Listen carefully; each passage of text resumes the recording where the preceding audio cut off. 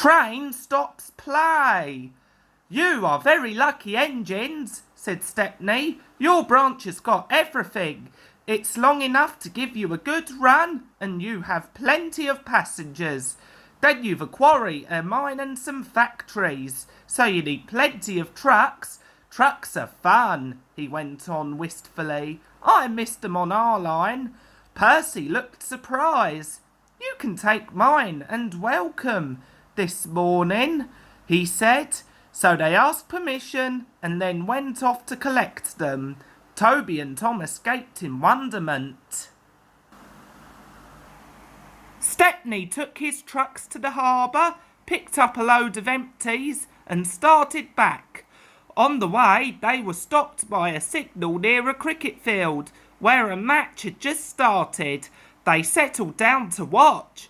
Presently, some fielders came towards them and waved. "Could you move, please?" they asked. "Your last few trucks are behind the bowler's arm." "Sorry," smiled the driver. "Will this do?" And he eased Stepney forward till he stood under the signal. The cricketers shouted their thanks and play started again. The batsmen hit out and soon a skyer towered towards the train. Clunk! Down went the signal. There was another clunk too as the ball fell on the train, but neither driver nor fireman heard it. They were too busy. "Stop!" yelled the fieldsman, but Stepney's noisy starting drowned their shouts. Come along, he puffed to the trucks and left the frantic fieldsmen behind. "Our one and only ball," they said sadly. 4 of them piled into an ancient car. "Wake up, Caroline," they said. Caroline coughed crossly, reluctantly came to life, and they rolled out onto the road. Stepney wasn't hurrying. He had just crossed the river when Caroline came up behind. "Toot, toot," she wailed.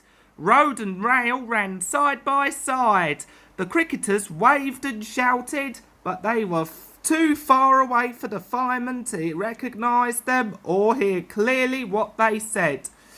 "If those jokers want a race," remarked the driver, "they can have one." He advanced his regulator and Stepney drew ahead. Poor Caroline wasn't happy. She rattled along at twice her usual speed. "Master shouldn't treat me like this," she grumbled. "This pace is too hot for my system. It'll fuse all my circuits."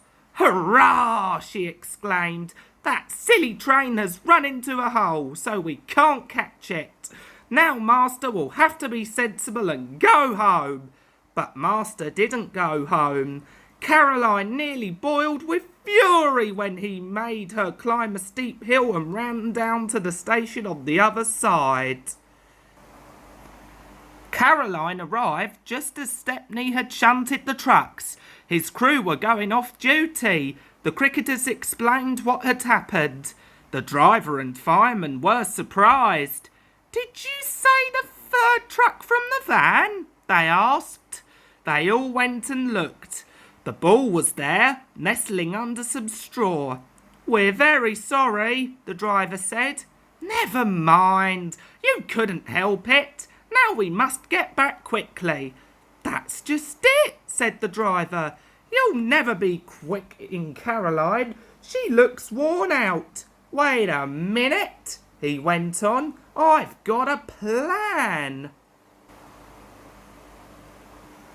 The driver spoke to the station master and signalman.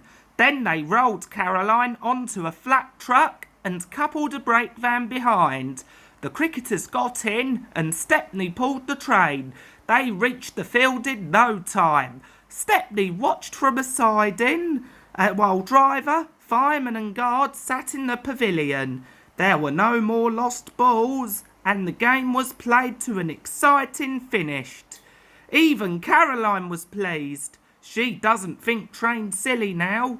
"They have their uses," she says.